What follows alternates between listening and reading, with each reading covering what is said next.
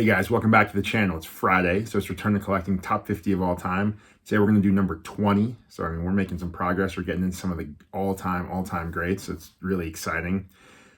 This guy was an amazing player. His career was cut short for a little bit of BS. I think historically it's not as bad as they made it out to be when it happened, but it is what it is, and everyone could have their own opinion on it. So without further ado, let's jump into number 20. All right, guys, so number 20 is Shoeless Joe Jackson. Here's his 1913 National Game Card and a PSA 6. I was super thrilled to pick this up last year. I never thought I'd own a Playing Days Joe Jackson, and then I found this one, and it was, within my price range, so I was super excited to pick this one up. It's a great image of him. Here's the back of the card. I was super thrilled to get it in such a high grade. All right. Joseph Jefferson Jackson was born on July 16, 1887 in Pickens County, South Carolina. His father was a sharecropper. He moved the family to Greenville when Joe was a boy. Joe contracted measles when he was 10 and almost died. He was paralyzed for 2 months, but his mother nursed him back to health. Since the family was very poor, Joe started working at the age of 6. He worked as a mill hand in a textile factory. He didn't attend school. As such, Joe was illiterate. When he was a player, he couldn't read menus when he went out with his teammates, so he would wait for his teammates to order and just repeat whichever dish sounded best. When Joe was 13, he started playing baseball for the Mills team. He was the youngest player on the team. Originally a pitcher, he broke a batter's arm with an inside fastball, so the team moved him to the outfield. He was known for his incredible throwing arm.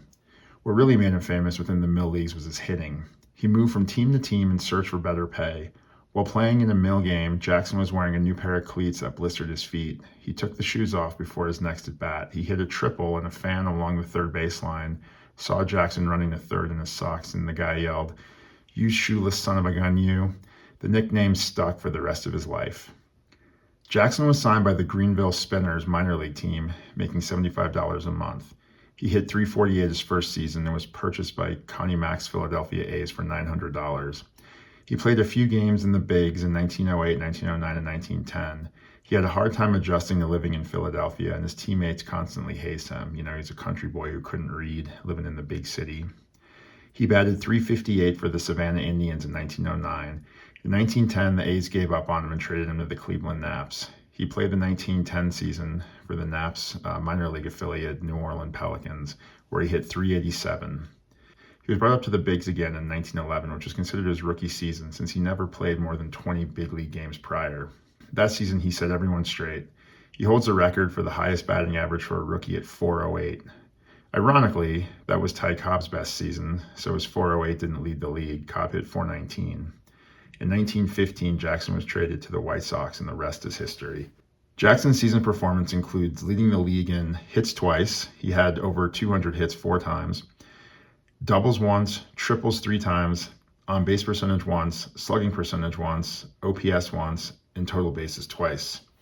For his career, he had 873 runs scored, 1,772 hits, averaging almost 200 per season, 307 doubles, averaging about 34 per season, 168 triples, averaging about 18 per season. That's crazy.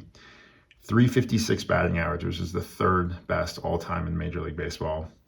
A .423 on base percentage, putting him 18th all time, .517 slugging, a .940 OPS, which is tied with Willie Mays, and a .170 OPS plus, putting him 9th all time. In 1919, the White Sox lost the World Series to the Cincinnati Reds. Jackson and 7 of his teammates were accused of accepting $5,000 to throw the World Series. Even though Jackson had 12 base hits, a World Series record that stood until 1964, and led both teams with a .375 batting average, including 3 doubles and a home run, he committed no errors and threw out a runner at the plate, and was even found not guilty by a jury. Kennesaw Mountain Landis, the first commissioner of baseball, banned him for life. He banned them for their character, which is ironic since he blocked integration during his entire 24-year stint as the commissioner. Regardless of your position on whether or not he accepted the money, it's impossible to argue that he threw any games. In fairness to him and his teammates, their team owner Charles Comiskey was notoriously cheap.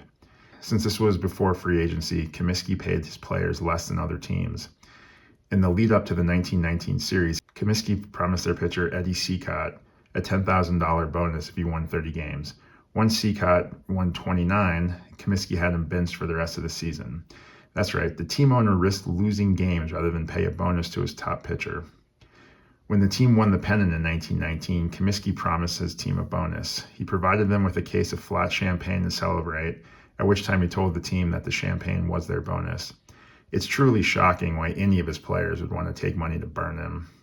Regardless of his association with the Black Sox scandal, Jackson was one of the best hitters and fielders of all time. Babe Ruth said he modeled his swing after Jackson's. You can't get much more of an honor than that. Had Jackson not been banned for life, he likely would have been in the 3,000 hit club and possibly hold the record for the most triples. After his ban, Jackson and his wife moved to Savannah, Georgia and opened a dry cleaners.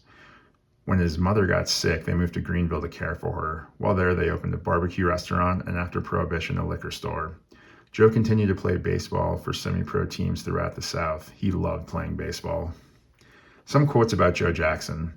He was the finest natural hitter in the history of the game. Ty Cobb. Again, someone who's not, known for giving props to people like that.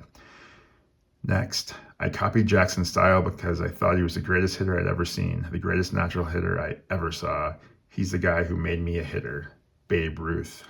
Impressive. Jackson's fall from grace is one of the real tragedies of baseball. I always thought he was more sinned against than sinning. Connie Mack. So if you see the support from like 3 of the all-time great baseball. And then some quotes by Joe Jackson. What a hell of a league this is. I hit 387, 408, and 395 in the last 3 years, and I ain't won nothing yet. He literally is funny because he didn't lead the league in batting average any of those years.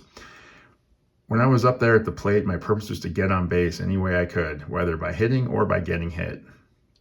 And lastly, God knows I gave my best in baseball at all times, and no man on earth can truthfully judge me otherwise. All right, guys. Well, I hope you enjoyed number 20, Shoeless Joe Jackson. Let me know in the comments what you think of the ranking. Do you think that he deserves to be on the list because you think he cheated, or do you think it's a little bit of BS with that and he deserves to be where he is, or even if the rank is too low, you think he should be higher? Let me know in the comments. I appreciate it. If you're subscribed to the channel, I appreciate your subscription. If you're not subscribed and you enjoyed the video, please subscribe. All right, I'll talk to you guys later.